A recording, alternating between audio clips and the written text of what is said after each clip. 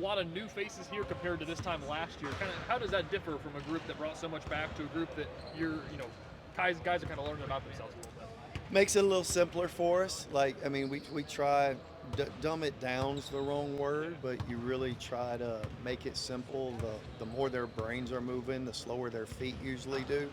So we've probably been pretty basic and just trying to make sure guys can do fundamental things and some level of execution. As you probably saw here today, there's not much in the way of sets or things. It's really just trying to teach them how to space and play right now. But I think it helps that you primarily have juniors and seniors. So a lot of the terminology isn't new to them. And, several of these guys have come from really, really good programs. How much is that going to change when you hit the 20-hour mark? I think it changes quite a bit simply because there's two-a-days. Like, I mean, you usually bring them in from 7 to 8 in the morning and do offense, 2 or 3 times a week, and you do that for 3 weeks. Then you come back in the afternoons and you practice. Saturdays, obviously, right now we don't occupy, we will. Sundays we don't occupy, we will. So there's really an opportunity here. I'm reminded that in 3 weeks, I mean, we're scrimmaging Drake. So there's a lot to do, a lot of I's to dot, T's to cross. What excites you the most about this year's team? I think there's always a newness and there's a freshness with a bunch of new guys. And so I think every practice has been great. I feel really good about the pieces that we have. I mean, we have 2 seniors in Kenyon Giles and Karan Boyd. And then we have a plethora of juniors and guys who have a lot of experience. But, we've asked these guys to do quite a bit of work. And to be honest, everybody's really embraced the work. And it's not anything that they've hidden from. And they've been great. I mean, we've been doing a little bit ever since June, and they've handled everything really well. With so many of the the seniors coming from different places, just how much have they been able to fit here and emerge as leaders for this team? Yeah, it's interesting. Like, will go in and talk about his experience at Purdue with Dylan, who was at Temple a year ago, who's a sophomore. And so it's good that so many of them have the experience at other places to kind of talk through what they experience now. I don't know how much development is going on during the course of recruiting.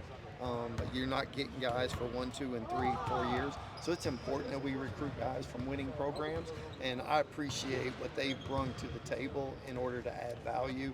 I think the vast majority of our guys won 20 games last year from the previous programs they've come from. So they've been able to come in. We've been able to handle a lot of stuff through the film room, but I really appreciate the diversity of where they come from and then how it's added to the locker room.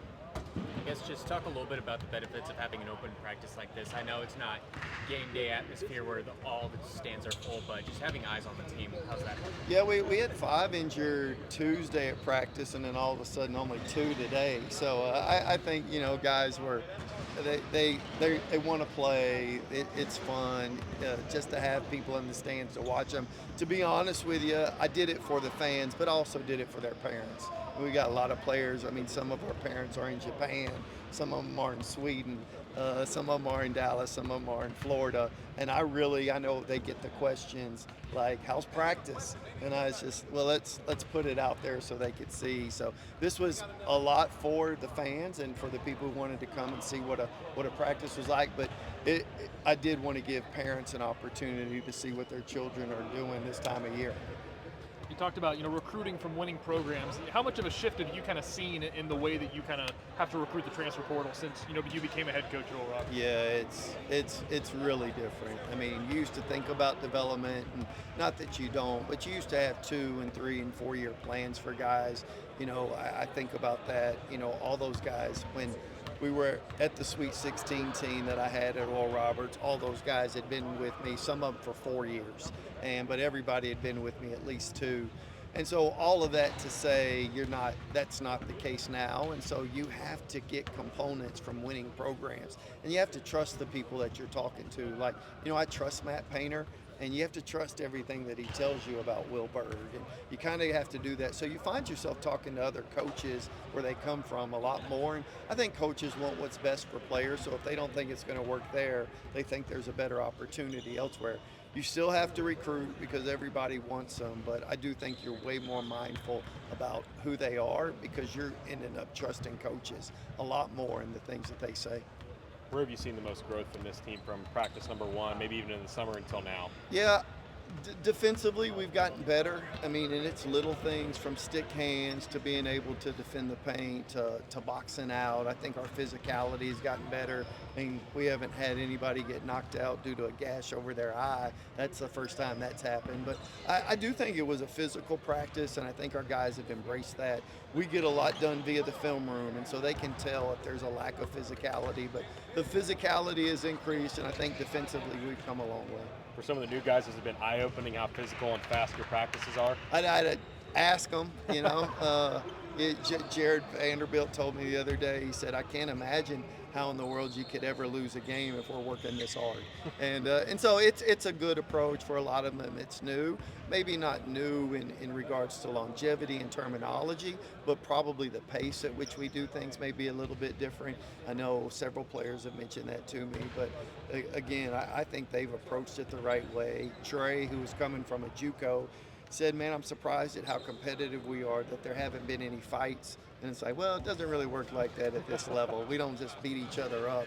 And so I think all of them have different experiences and what they're used to, and they've acclimated pretty well.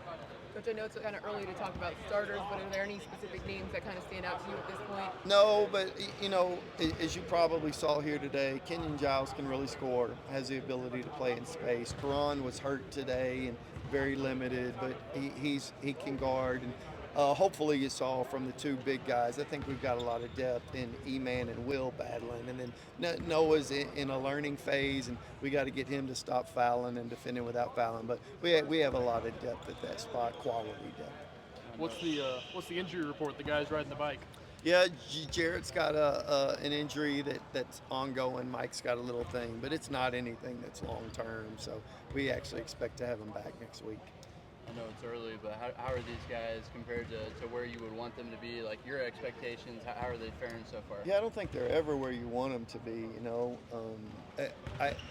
I will tell you that defensively, some of the fundamentals, you know, we've been going now for legit 9-10 weeks, and I think it really helps that we're like practicing. Like we're going up and down, we're playing multiple games of 5-on-5 every day, so we're getting a lot of teaching film out of that. That's probably a shift in what it was in previous years. You'd probably do a whole lot of work, make sure everything was installed, and then you'd play at the end.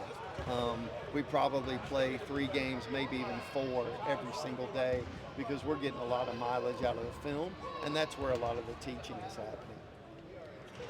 Coach, how much have you seen TJ kind of improve since coming back from that injury and just practicing this off-season?